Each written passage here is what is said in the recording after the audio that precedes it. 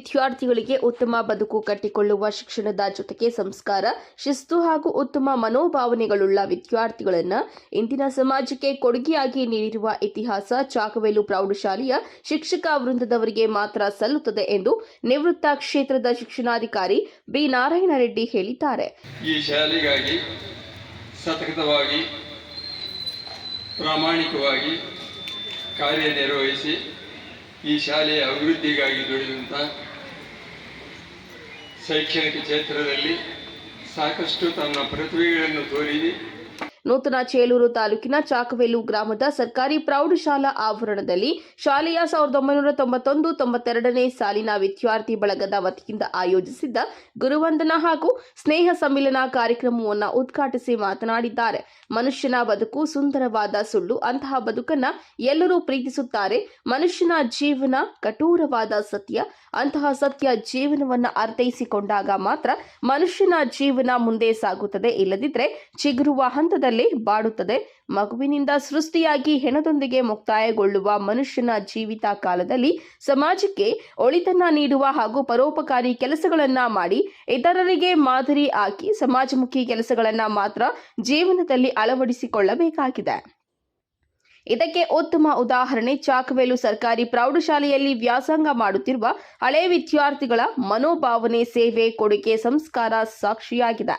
ಸ್ವಾತಂತ್ರ್ಯ ಹೋರಾಟಗಾರ ತುಳುವನೂರು ಗ್ರಾಮದ ಟಿ.ಕೆ. ಗಂಗಿರೆಡ್ಡಿ ಸೂಚನೆಯಂತೆ ಅನಕ್ಷರಸ್ಥರೇ ಹೆಚ್ಚು ಇರುವ ಚಾಕವೇಲು ಗ್ರಾಮದಲ್ಲಿ ಪ್ರೌಢಶಾಲೆ ಸ್ಥಾಪಿಸುವ ಸಂಕಲ್ಪದ ಜವಾಬ್ದಾರಿ ತೆಗೆದುಕೊಂಡು ಸ್ಥಳೀಯರ ಸಹಕಾರದಿಂದ ಶಾಲೆ ನಿರ್ಮಿಸಿದಾಗ ವಿದ್ಯಾರ್ಥಿಗಳ ದಾಖಲೆಗಾಗಿ ಹರಸಾಹಸ ಪಟ್ಟಿದ್ದೇವೆ.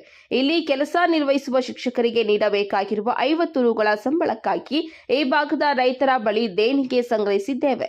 25 ಜನ ವಿದ್ಯಾರ್ಥಿಗಳಿಂದ ಸ್ಥಾಪನೆಗೊಂಡ ಪ್ರೌಢಶಾಲೆಯ 3 ವರ್ಷಗಳ ನಂತರ ಎಸ್ಎಸ್ಎಲ್ಸಿ ಪರೀಕ್ಷೆಯ ಫಲಿತಾಂಶದಲ್ಲಿ ಕೋಲಾರ ಜಿಲ್ಲೆಗೆ 2ನೇ ಸ್ಥಾನ ದಕ್ಕಿಸಿಕೊಂಡ ನಂತರ ದಿನಗಳಲ್ಲಿ ಚಾಕವೇಲು ಪ್ರೌಢಶಾಲೆ ಸರ್ಕಾರದ ಮಾನ್ಯತೆಗೆ ಅಗತ್ಯವಾದ ಎಲ್ಲಾ ಅರ್ಹತೆಗಳನ್ನು ಪಡೆದುಕೊಂಡಿರುವ ಇತಿಹಾಸ ಹೊಂದಿದೆ ಎಂದರು.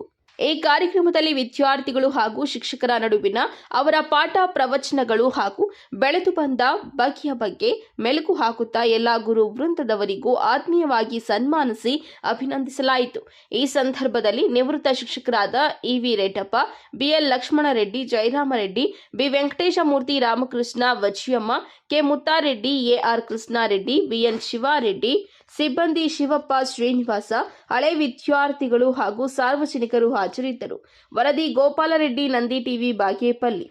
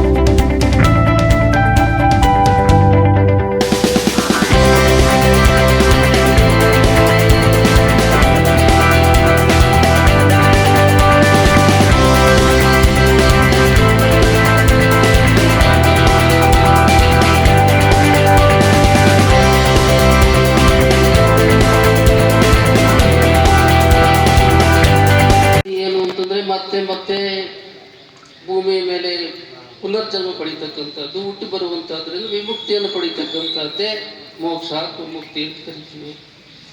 ಸೊ ಅದು ಮುಖ್ಯ, ಜೀವನದಲ್ಲಿ ಅದು ಮುಖ್ಯವಾದಂಥ ವಿಚಾರ, ಇವೆಲ್ಲ ಅಲ್ಲ ಅಂತ ಅವ್ರು ಹೇಳ್ತಾರೆ.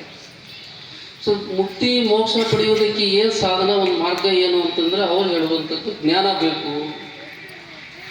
ಜ್ಞಾನವನ್ನು ನಾವು ಪಡೆದಿದ್ದೆ ಆದರೆ ಮುಕ್ತಿಗೆ ಅದೇ ಒಂದು ಸಾಧನ, ಅದು ನಮ್ಮ ಮುಕ್ತಿಯ ಕಡೆಗೆ ನಮ್ಮನ್ನು ಕರ್ಕೊಂಡು ಹೋಗುತ್ತೆ ಅಥವಾ ನಮ್ಗೆ ದಾರಿ ತೋರಿಸುತ್ತೆ ಅಂತ ಹೇಳ್ತಾರೆ. ಸೊ ಇಲ್ಲಿ ಜ್ಞಾನ ಅಂತಂದ್ರೆ ಏನು ಅಂತಂದ್ರೆ ಒಂದು ವಿವೇಚನೆ, ಒಳ್ಳೆಯದೇನು ಕೆಟ್ಟದ್ದೇನು, ಡಿಸ್ಕ್ರಿಮಿನೇಷನ್ ಪವರ್ ಅಂತ ಕರಿತೀವಿ.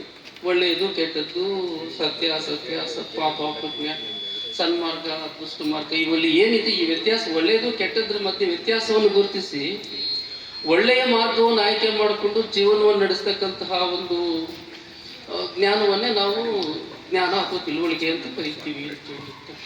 ಸೊ ನಾವೆಲ್ಲರೂ ಮಾಡಬೇಕಾಗಿರುವಂಥದ್ದು ಇಷ್ಟೇ, ದಟ್ ಒಳ್ಳೆಯ ಮಾರ್ಗವನ್ನು ಆಯ್ಕೆ ಮಾಡಿಕೊಂಡು ಸಜ್ಜೀವನ, ಒಂದು ಸಮಾಜಮುಖಿಯಾಗಿರ್ತಕ್ಕಂಥ ಜೀವನವನ್ನು ನಡೆಸಬೇಕು ಅಂತಕ್ಕಂಥದ್ದು.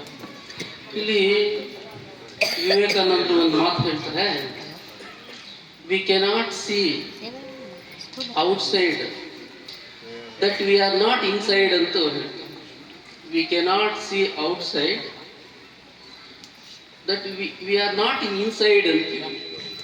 ನಮ್ಮ ಆಂತರ್ಯದಲ್ಲಿ, ಅಂತರಂಗದಲ್ಲಿ ಏನು ಇರುವುದಿಲ್ಲವೋ ಅದು ಹೊರಗಡೆ ನಾವೇನನ್ನು ಕಾಣುವುದಕ್ಕಾಗೋದಿಲ್ಲ. ನಾವು ಈ ಹೊರಗಡೆ ಈ ಪ್ರಪಂಚದಲ್ಲಿ ನಾವೆಲ್ಲ ನೋಡ್ತಾ ಇರ್ತಕ್ಕಂಥದ್ದು ಏನು ಅಂತಂದ್ರೆ ಅದು ನಮ್ಮ ಅಂತರಂಗದ ಆಂತರ್ಯದ ಒಂದು ಭಾವನೆ. ಆ ಆಂತರ್ಯದಿಂದ ಹುಟ್ಟಿ ಬಂದಂತಹದ್ದು ಹೊರಗಡೆ ಇದೆಲ್ಲ ಪ್ರತಿಫಲಿಸ್ತಕ್ಕಂಥದ್ದು. ಹಾಗಾಗಿ ನಾವು ಆಂತರಿಕವಾಗಿ ಪರಿಶುದ್ಧರಾಗಿದ್ದರೆ ಹೊರಗಿನ ಎಲ್ಲ ವಿಚಾರಗಳು ಕೂಡ ಪರಿಶುದ್ಧವಾಗಿರ್ತವೆ. ಯಾರಿಗೂ ಯಾರಿಂದಲೂ ಏನೂ ತೊಂದರೆ ಆಗೋದಿಲ್ಲ, ಶೋಷಣೆ ಇಲ್ಲ, ಅನ್ಯಾಯ ಇಲ್ಲ.